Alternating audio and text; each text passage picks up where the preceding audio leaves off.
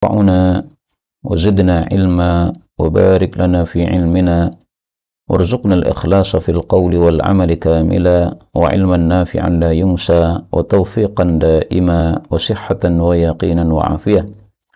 اللهم يسر لنا ليلة القدر كاملة ويسر لنا حجا مبرورا وعمرا متقبلا آمين يا رب العالمين.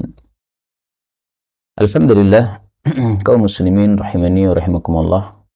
Kita lanjutkan kembali pengajian kitab Nurul Hidayah atau Al-Arba'un Al-Ukhrawiyah.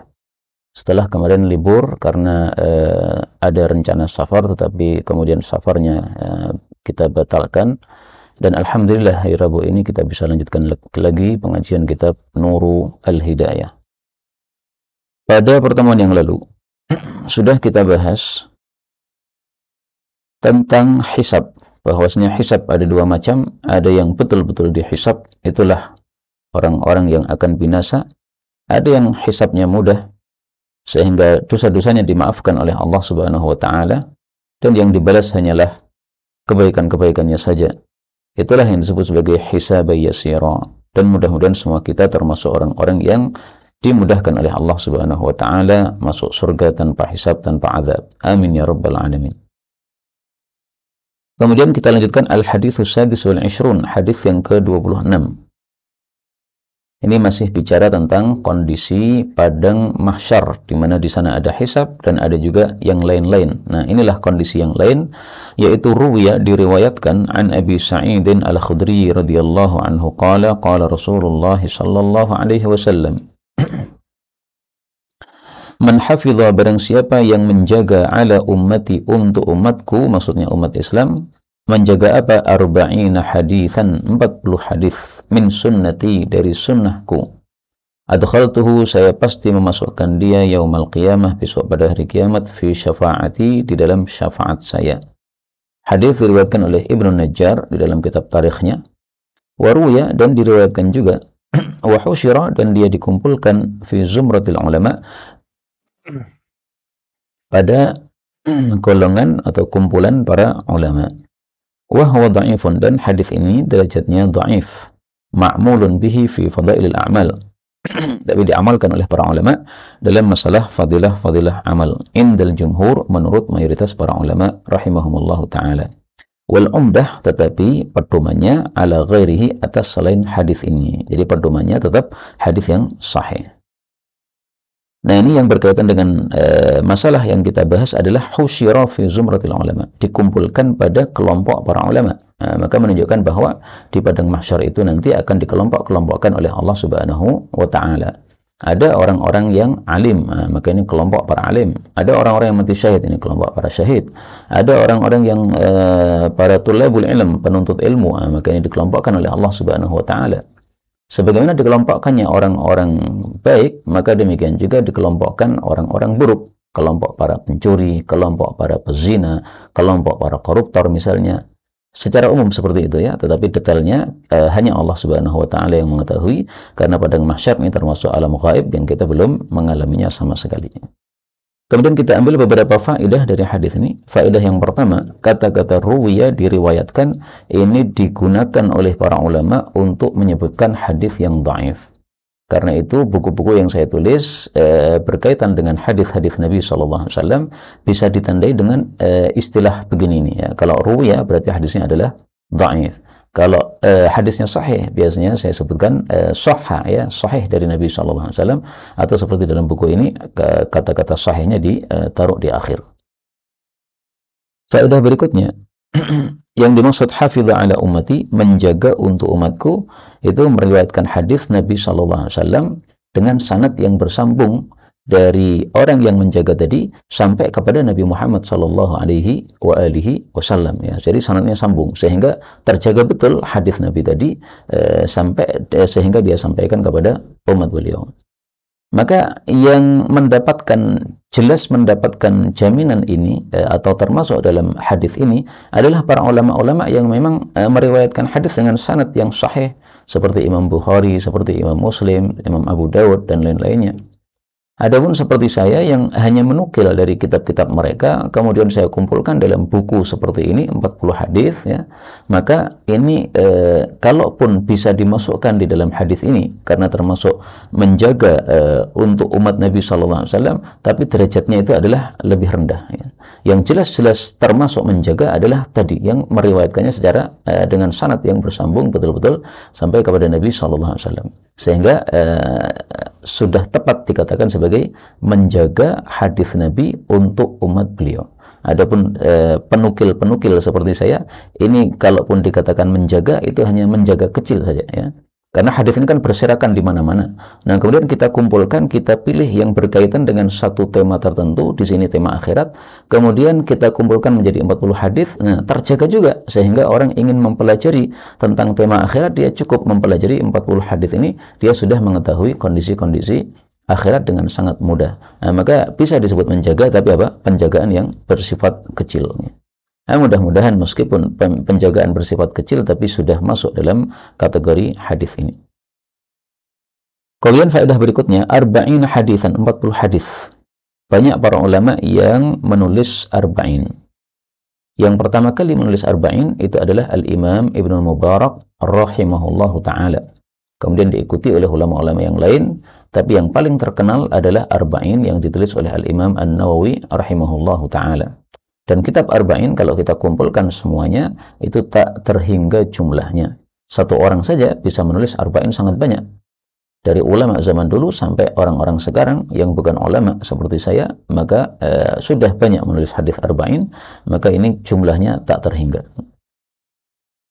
Kemudian dalam hadis ini disebutkan fi syafaati, dia akan mendapatkan syafaat saya. Nah, adapun hadis-hadis yang sahih tentang bagaimana caranya mendapatkan syafaat dari Nabi Muhammad SAW, maka bisa kita cari dalam kitab Jami'us Shaghir dengan menulis syafaati, kemudian di bawahnya ditulis sahih. Nah, nanti akan muncul hadis-hadis yang sahih tentang orang-orang yang mendapatkan syafaat dari Nabi Muhammad SAW. Salah satunya, karena di sini ada beberapa hadis, ya, saya bacakan satu saja.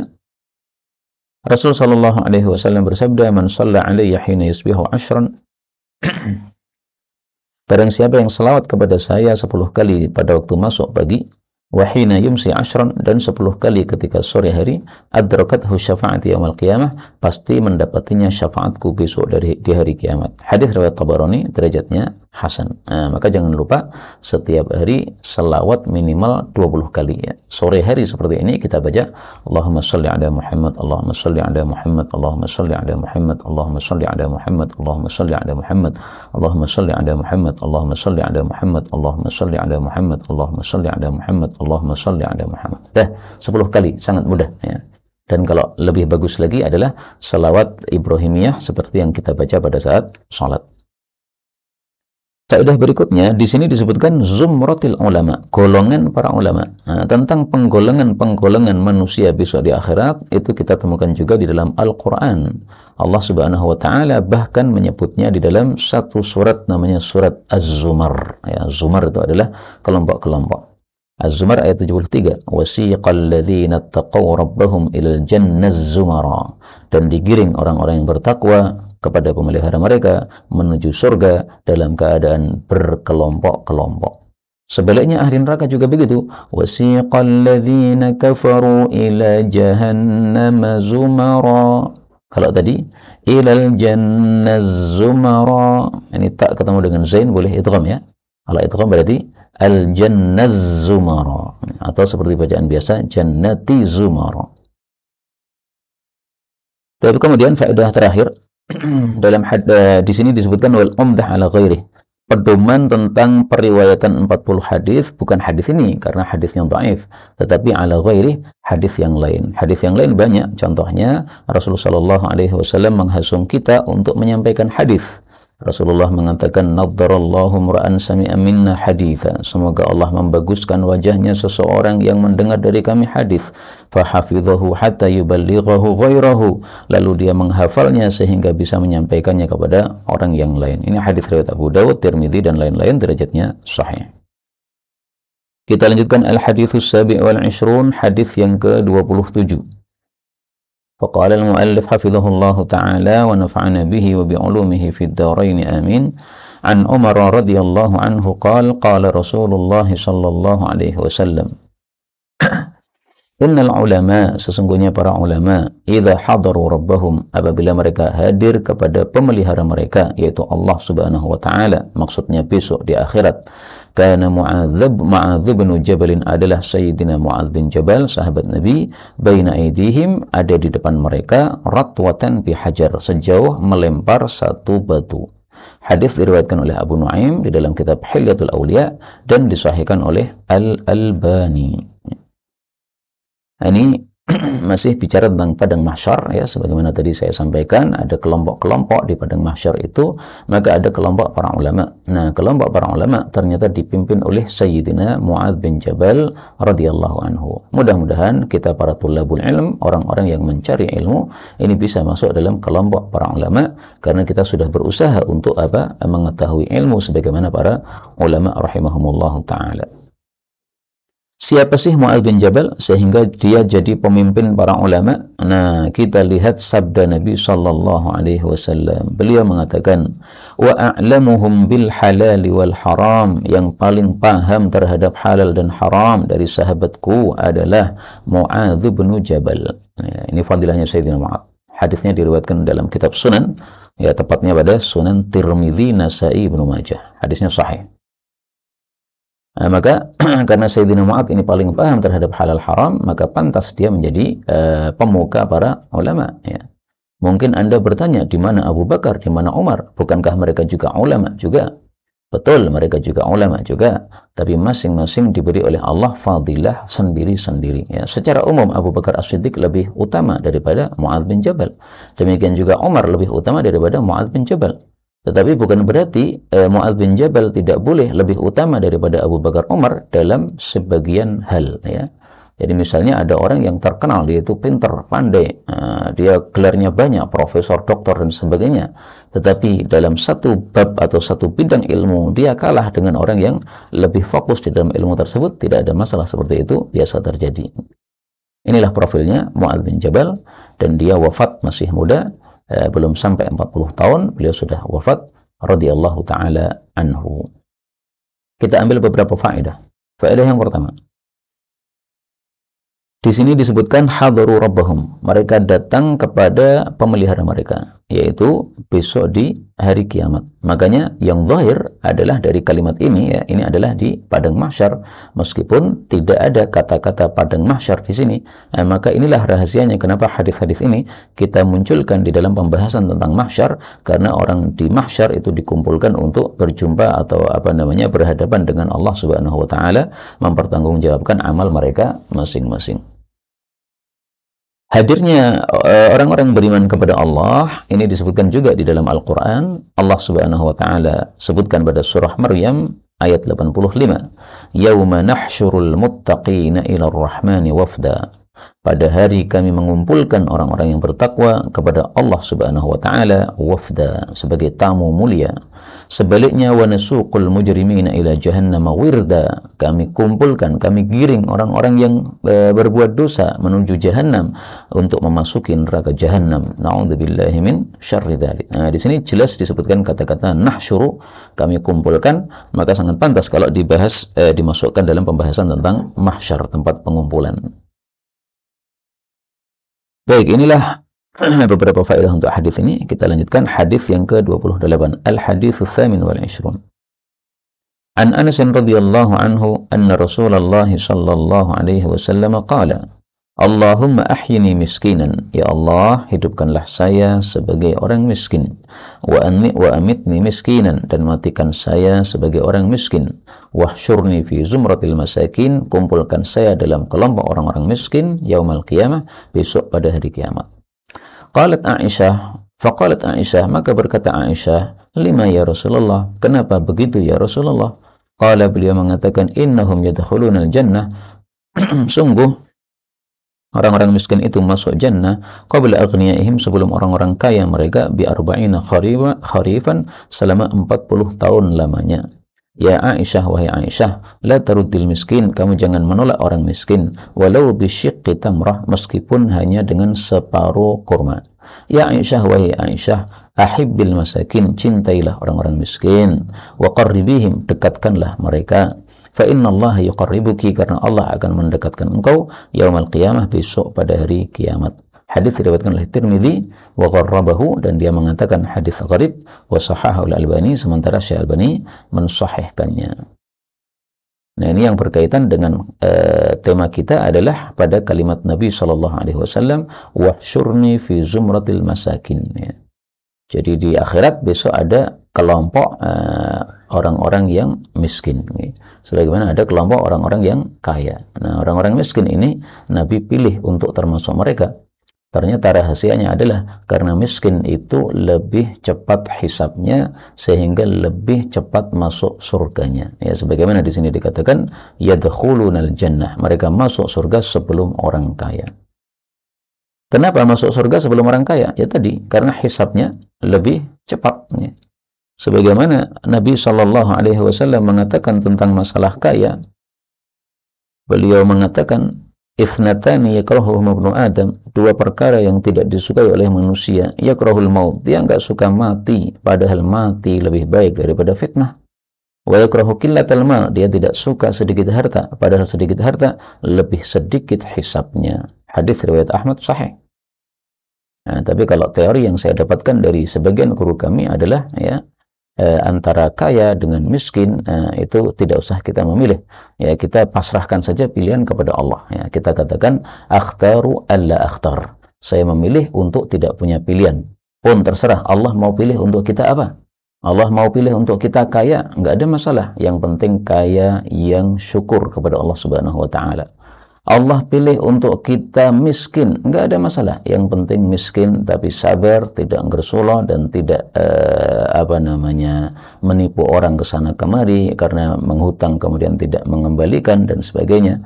Inilah apa yang kita harapkan dari Allah, yaitu kebaikan dalam semua takdir yang diberikan oleh Allah Subhanahu wa taala. Mau kaya mau miskin terserah Allah Subhanahu wa taala. Yang penting dalam kebaikan. Baik, kita ambil beberapa faedah.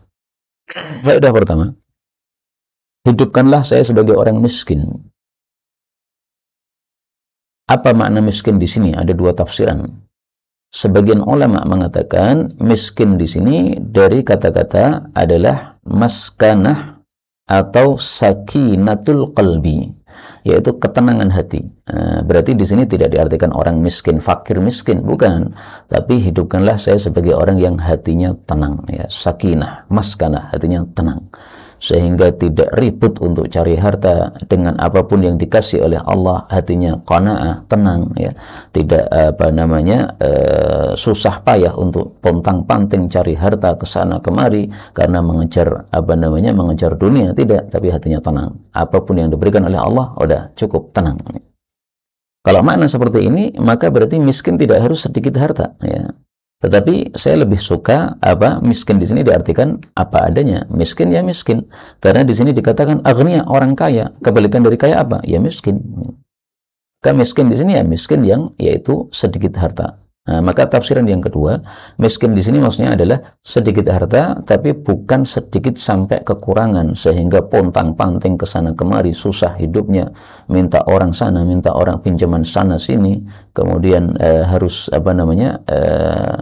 tempat tinggalnya pontang-panting juga, pindah ke sana, pindah kemari, kadang-kadang nggak bisa bayar kontrakannya sampai pusing sendiri. Bukan seperti itu. Tapi miskin maksudnya adalah kafaf, yaitu miskin yang pas-pasan. Ini tafsiran yang kedua, ya. Pas-pasan itu gimana? Pas-pasan maksudnya tidak ada lebih tapi juga tidak kurang, ya. Kalau kita nggak bisa bayar anak sekolah, nggak bisa bayar listrik untuk rumah kita dan sebagainya, ini berarti kekurangan. Bukan itu yang diminta oleh Nabi Sallallahu Alaihi Wasallam. Dengan bukti beliau berlindung dari al-faqr, dari kefakiran. Allahumma inni a'udzubika, ya Allah aku berlindung kepada engkau, minal faqr, dari fakir, wal killah, dan sedikit, wal dhillah, dan rendah, ya.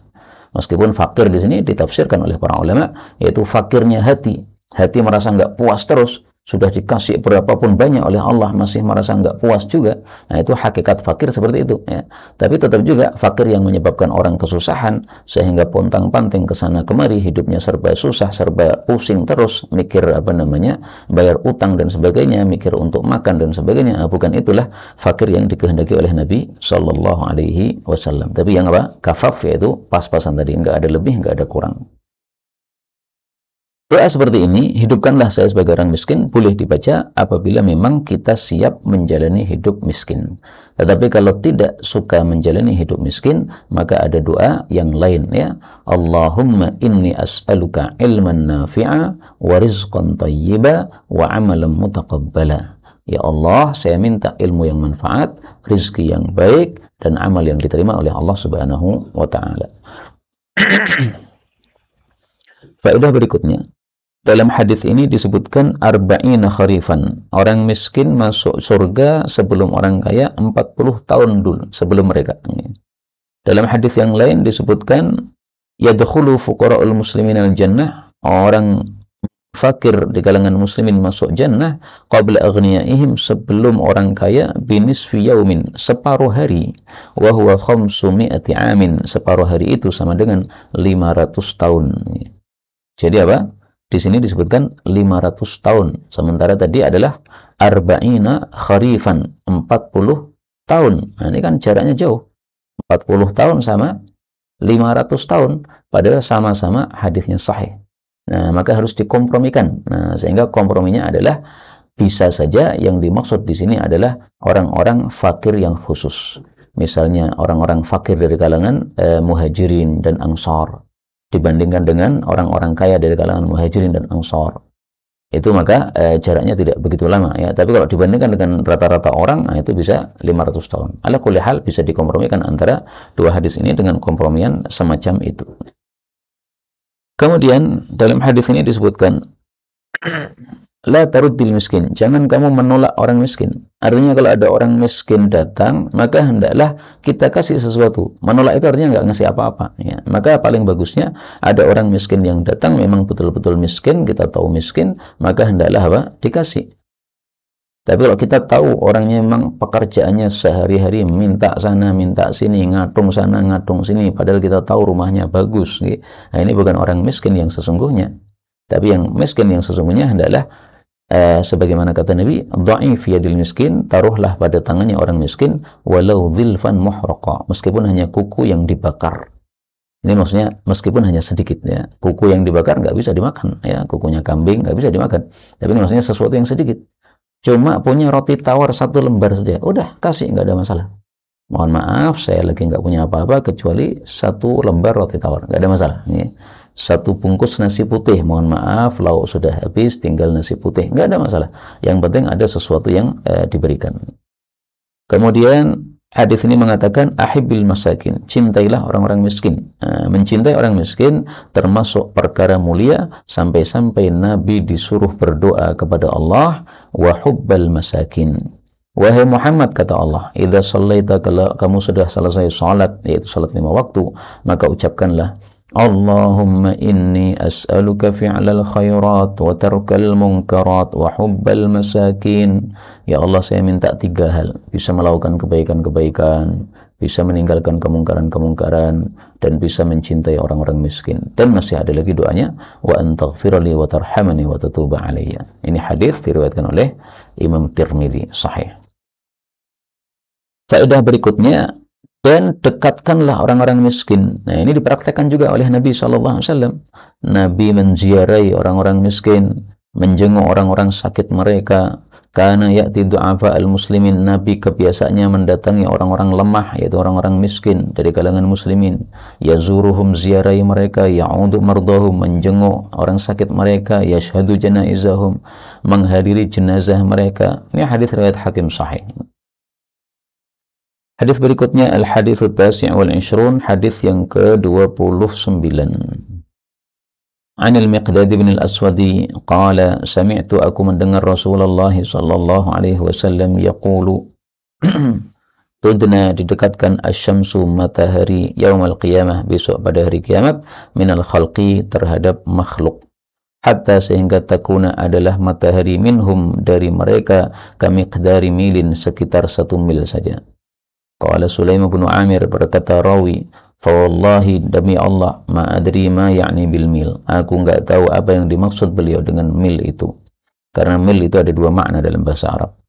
Yang pertama, amasafatal ardi, apakah jarak tempuh bumi, ya, 1 mil adalah 1,6 kilo untuk mil darat, untuk mil laut 1,8 kilo. Amil mil atau mil alladzi tuktahalu bihil ain, yang dicelai dengannya mata. Jadi ini ada wadah celak, kemudian ada tutupnya, biasanya dimasukkan, ya, ada apa namanya jarumnya itu atau apa stiknya itu dimasukkan, kemudian kita oleskan di mata. Nah, stiknya itulah yang disebut sebagai mil. Apakah mil itu?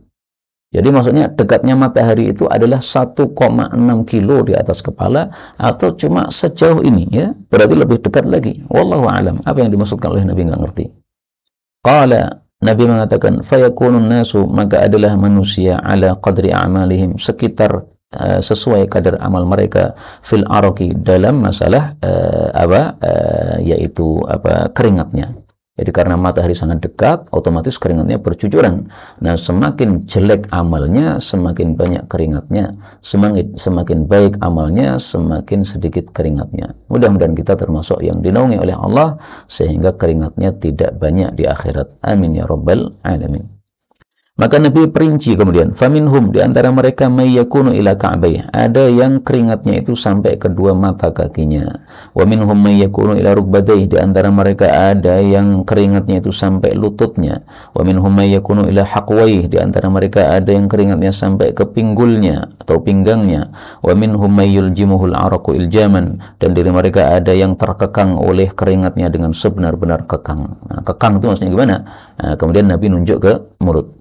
Wa asyara, dan Rasulullah menunjuk sallallahu alaihi wasallam biyadihi, dengan tangannya, ila fi, kepada mulut beliau, berarti keringatnya sampai pada batas mulut ini. Naudzubillahi min syarri dzalik. Enggak bisa nafas ini, ya, susah. Mau nafas harus berhati-hati betul, karena sudah sangat dekat dengan hidungnya. Rawahu Muslim, diriwayatkan oleh Imam Muslim. Kaum muslimin rahimani wa rahimakumullah, inilah kondisi ngeri di padang mahsyar. Matahari sangat dekat, dan matahari di atas kepala manusia sekitar 1 mil, ada kalanya 1 mil celak, atau ada kalanya 1 mil jarak. Na'udzubillahi min syarri dzalik.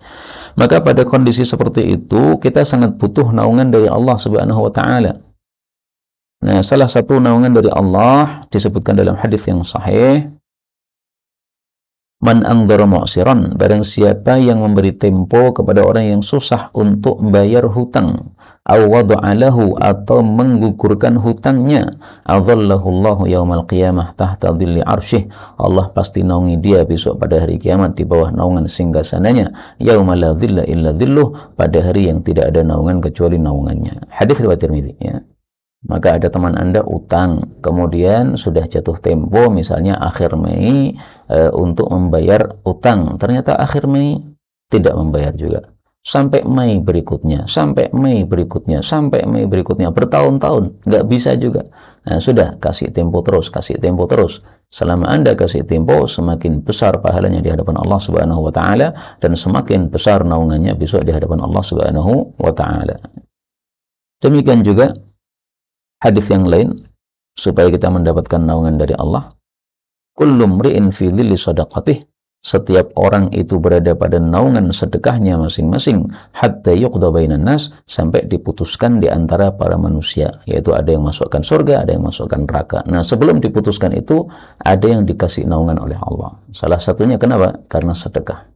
Nah, makanya sambil kajian ini saya promosi juga bahwa kita pesantren Al-Islam Karan ini masih membutuhkan, ya, sedekah dari kaum muslimin rahimahumullahu taala untuk pembebasan lahan kami yang untuk pesantren.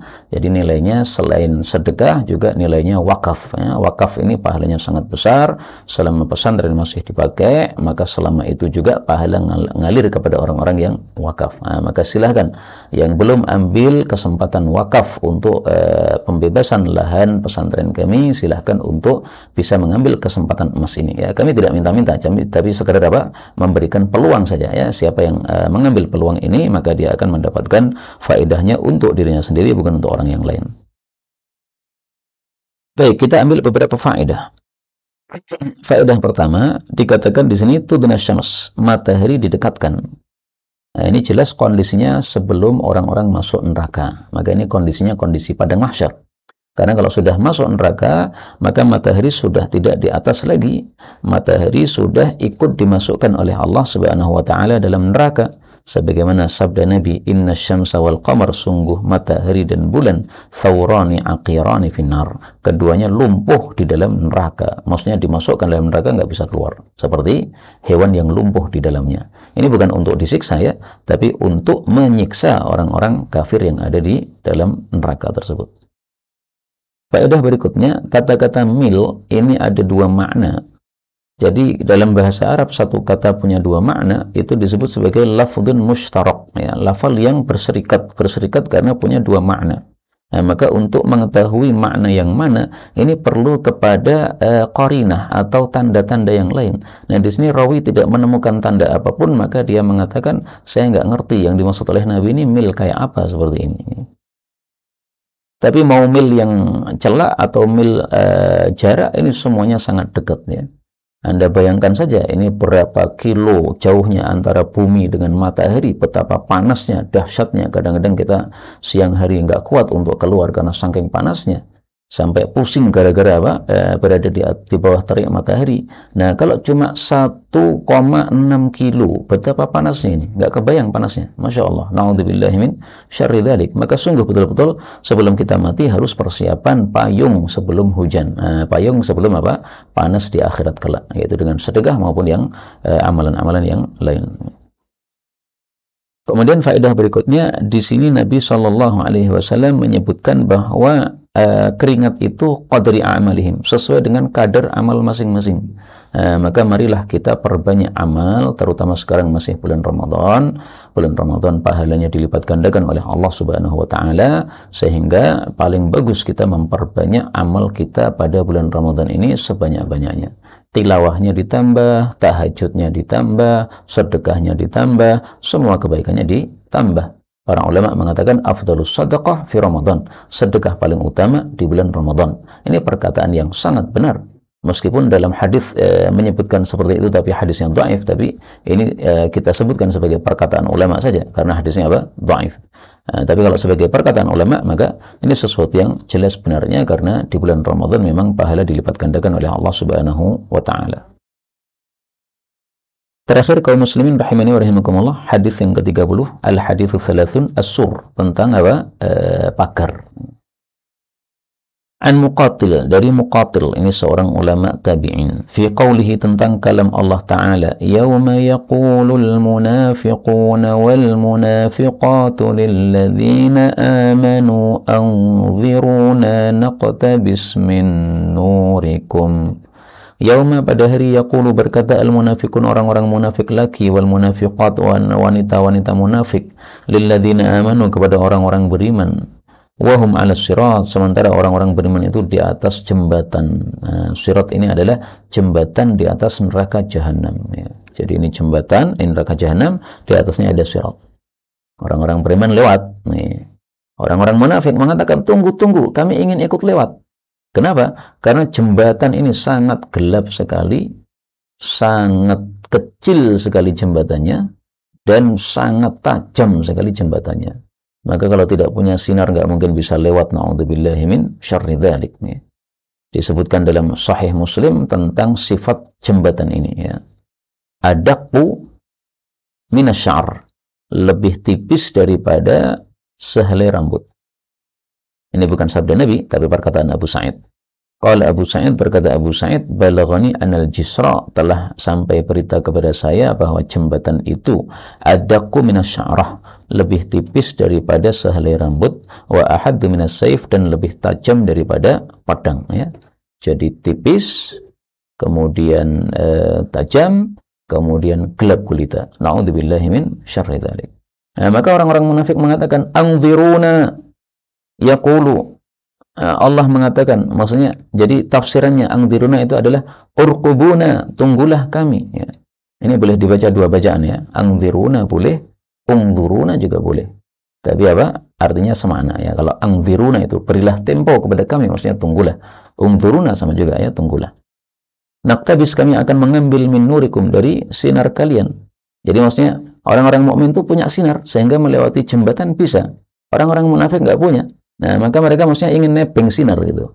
Seperti kalau kita naik motor, matinya lampunya mati malam hari. Nah, kita suruh teman kita yang lampunya nyala untuk di depan sehingga kita nebeng lampu dia. Mereka pengen begitu. Yakni yang dimaksud adalah nusibu, kami mendapatkan min nurikum, dari sinar kalian, fanamdi ma'akum, maka kami bisa lanjut bersama kalian, bisa apa? Melakukan perjalanan bersama kalian. Kila dikatakan, yakni qalatil malaikah. Oh, berarti kila ini ayatnya ya. Ini mestinya dikasih tanda kurung begini ya. Antum kasih tanda sendiri aja ya. Jadi ini kila ini kan ayatnya, maka kasih tanda kurung. Kila dikatakan dalam ayat itu, yakni qalatil malaikah, yang dimaksud adalah malaikat yang berkata lahum, kepada orang-orang munafik tadi, irji'u wara'akum, kembalilah kalian ke belakang sono, faltamisu nura, carilah sinar di belakang sono, min haitsu ji'tum, dari arah kalian datang ya. Ini perkataan para malaikat dalam rangka apa? Hadza minal istihza' bihim, ini termasuk dari mengejek mereka. Kenapa? Istahza'u bil mu'minin fid dunya, karena mereka juga mengejek orang-orang beriman di dunia. Hina qalu, ketika mereka mengatakan amanna, kami beriman, tapi ternyata pura-pura. Walaisu bimu'minin, padahal mereka tidak beriman. Nah, berarti mengejek orang-orang muslim. Fadzalika qauluhu, maka itulah kalam Allah dalam Al-Qur'an, Allah yastahzi'u bihim, Allah juga akan membalas mengejek mereka. Hina yuqalu lahum, yaitu ketika dikatakan kepada mereka oleh para malaikat, irji'u wara'akum faltamisu nura, kembalilah ke belakang kalian, carilah sinar di belakang sana. Kaum muslimin rahimani wa rahimakumullah. Jadi ringkasnya, apa yang kita baca ini menunjukkan bahwa kita di akhirat sangat perlu kepada sinar. Kalau tidak diberi sinar oleh Allah, kita tidak akan punya sinar. Allah Subhanahu wa taala mengatakan, "Wa man lam yaj'alillahu lahu nuran fama lahu min nur." Surat An-Nur ayat 40. Barang siapa yang Allah tidak berikan untuknya sinar, maka dia tidak akan punya sinar. Nah, supaya kita punya sinar gimana? Sinar itu dihasilkan dengan amal-amal baik di dunia. Kalau tidak punya amal baik di dunia, seperti orang kafir, seperti orang-orang munafik, ya tidak mungkin punya sinar di akhirat ya, karena mereka tidak punya amal kebaikan sama sekali. Orang-orang kafir mungkin ada yang sifat sosialnya tinggi, suka membantu sana sini, tapi karena tidak didasari iman, nggak ada nilainya di hadapan Allah Subhanahu wa taala, sehingga di akhirat gelap gulita ya.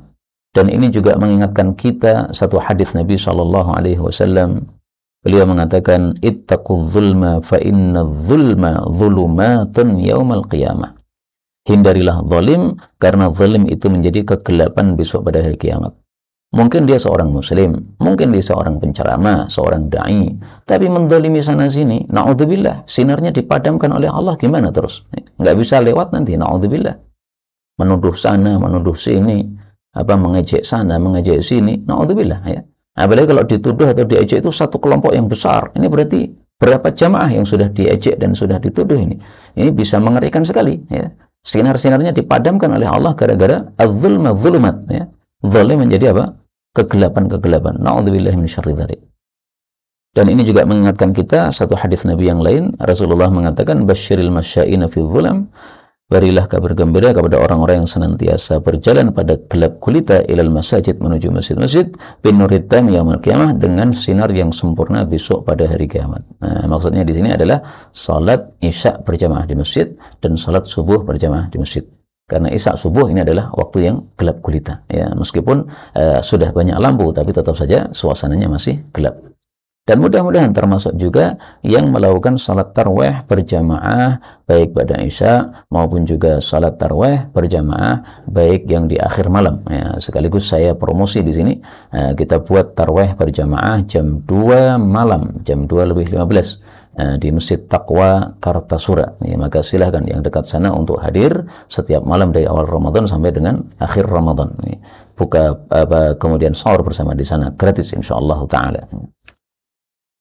Baik, kemudian Allah mengatakan faduriba, maka dibuatlah bainahum, di antara mereka, antara muslim dengan munafik, bisurin, dengan pagar. Nah, inilah yang berkaitan dengan bab ya. Ternyata di akhirat besok ada pagar. Pagar itu apa? Yaitu lahu babun, memiliki pintu pagar itu. Yakni bisur, yang dimaksud dengan pagar adalah haitun bainal ahlil jannati wan nari, yaitu satu tembok di antara penghuni jannah dengan penghuni neraka. Nah, maka tembok ini pembatas atau penghalang ya. Di sana ahli surga, di sana ahli neraka, termasuk orang-orang munafik dalam kalangan ahli neraka. Hadis ini dikeluarkan oleh Imam Baihaqi dalam kitabnya Al-Asma was Sifat. Dan kitab ini sangat bagus sekali, bicara tentang nama-nama Allah, sifat-sifat Allah dengan keyakinan yang benar sesuai pemahaman Ahlus Sunnah wal Jamaah Salafil Ummah, pendahulu dari umat Islam ini, sahabat, tabi'in, tabi'ut tabi'in. Maka kita harus mengetahui ya bagaimana akidah yang benar sesuai dengan pemahaman salaf. Jangan kemudian kita menengok ke sana kemari sehingga menjadi termasuk dalam kelompok-kelompok sesat, baik yang sesatnya mantap seperti orang-orang Syiah, kemudian Khawarij, kemudian Mu'tazilah, Qadariyah, atau yang sesatnya pada bagian tertentu dari bab akidah ini seperti misalnya Maturidiyah, demikian juga Asy'ariyah, yang dalam sebagian, tidak semua ya, dalam sebagian dari bab akidah mereka menyimpang dari keyakinan Ahlus Sunnati wal Jamaah yang sesungguhnya, yaitu salaf dari kalangan umat Nabi Muhammad SAW, pemahaman tabi'in, sahabat, dan tabi'ut tabi'in. Inilah kaum muslimin rahimani wa rahimakumullah yang dapat kita pelajari pada pertemuan kali ini. Betul dari Allah, kalaupun ada salahnya, fa astaghfirullahal azim li wa lakum. Dan sebagai penutup, saya informasikan bahwa insyaallah nanti jam 5 kita akan live streaming pada YouTube TV Al-Islam TV ya, untuk soal jawab Ramadan, atau selain Ramadan juga nggak ada masalah. Jadi majelis kita insyaallah setiap Rabu sore ataupun yang lainnya, sehingga apal jadwalnya, itu jam 5 sampai jam 5 lebih 45 menit insyaallah kita live streaming untuk tanya jawab. Nah, silahkan hadir pada majelis tersebut. Kalau mau bertanya langsung ditulis di YouTube-nya, insyaallah akan disampaikan kepada pemateri. Wallahu a'lam bishawab. Walhamdulillahirabbil alamin.